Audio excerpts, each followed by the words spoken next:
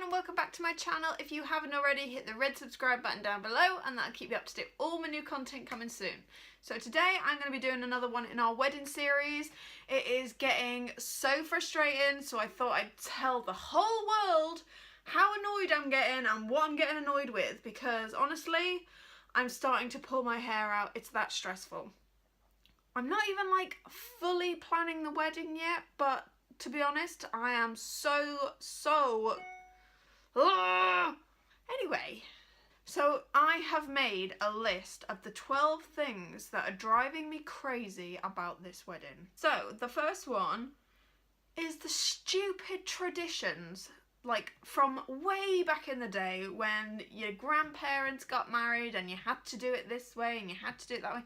Why do I have to do my wedding the way that they or someone else or anybody used to do it? It's my day at the end of the day. Why can't I have my wedding the way I want? When I say traditions, I mean you have to throw the bouquet. Why am I ever going to throw a bouquet that I've just spent nearly £100 on to someone in the audience? When you walk in, you have to shake everybody's hand. I know who's coming. I flipping invited them. I wouldn't have invited him if I didn't want him to be there. The list of things that you have to do are like organised. You have to do this, then you have to do this, then you have to go for the wedding ceremony, then you have to have the breakfast, then you have to do this.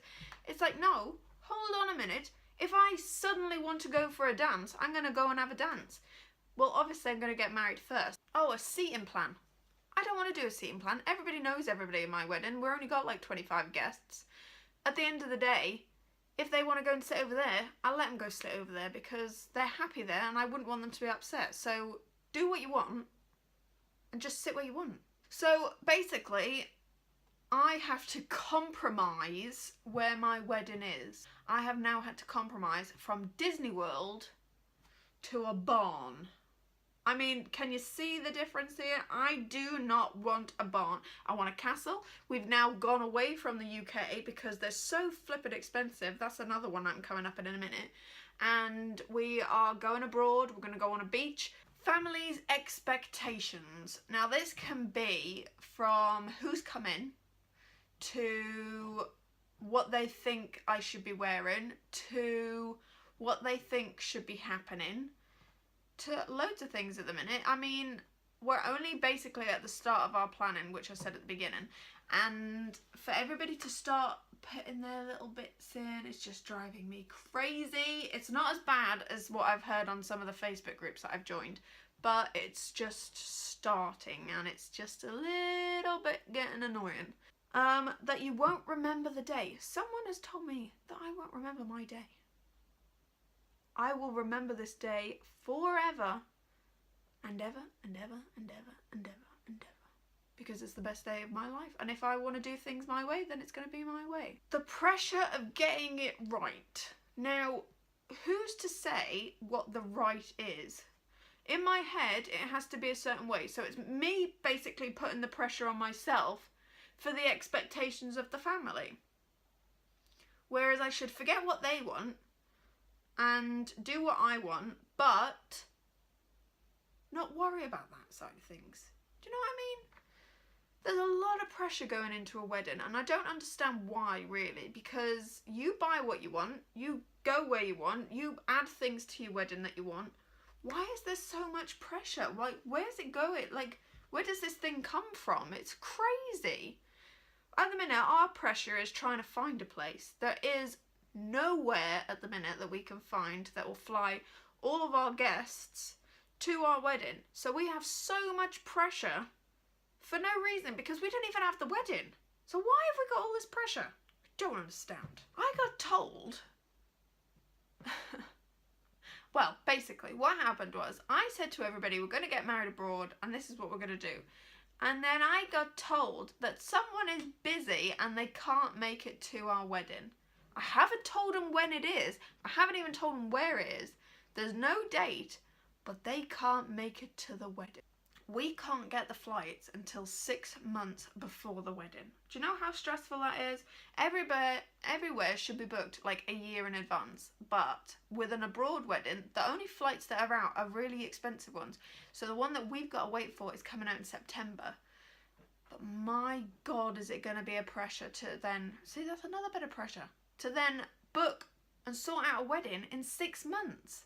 How am I going to do it? I don't know. Maybe this is why people get wedding planners, because it's just going to be them dealing with it and then we just like sign a piece of paper sort of thing. So before I was even looking for like wedding stuff, I had my idea on this dress that was in the window for ages and ages and ages, and it was beautiful and it'd be my dress. And then I got the news that the dress shop was going into retirement. It was closing down. I couldn't even get my dress that I wanted for years and years and years. Oh, so disappointed. But we went in and there was only four of my style dresses, but I can't tell you in case my other half's watching, and 4 of another style dress, and I got my dress. But the stress before that of the shop actually closing down was a nightmare. I noticed that a lot of places say, because we've been looking for the hotel, flights, then the hotel that actually do the wedding. So if you go on all their websites, it has like an event page, and underneath that is normally like weddings or business meetings and things like that. And loads of them say that they do weddings. When you ring them up, ask for the information. Oh no, we don't do weddings, we just do like the meal after. It's like, well, don't put weddings on, put wedding breakfast on. So when we first started looking for weddings, we obviously were looking in the UK because it didn't even cross our minds to go abroad. And everything seemed really, really too good to be true.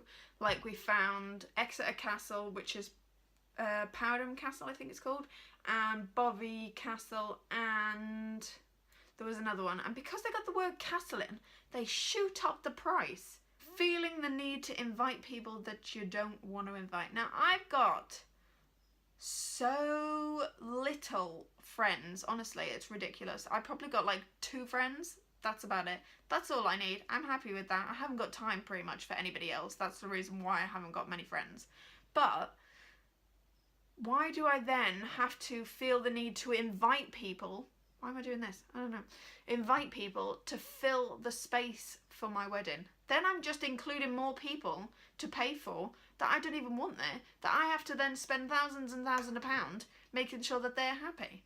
And then the last one would be the shoes. Why are wedding shoes so expensive? So why am I wearing heels? I hate heels. I don't want to ever wear a pair of heels ever because they are that uncomfortable. I would be happy to go the rest of my life in flats. That's the way I am. That's the way I'm going to be. And you know what? On my wedding day, I'm going to be wearing flats too, because they are so comfortable that I wouldn't want to be then stressing out that my feet are sore halfway through the day. So I'm going to get a nice pair of trainers maybe and doll them up with a couple of diamonds, and then I'm going to be happy because I ain't wearing heels.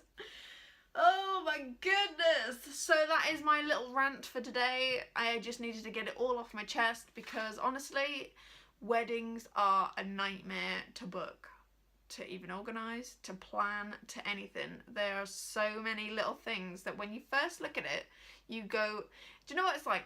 When you go on a wedding website and you want to book abroad, it looks like it's like an Argos catalogue where you just go down, no, I don't want that one, no, I don't want that one, no, I don't want that. Oh, found that one.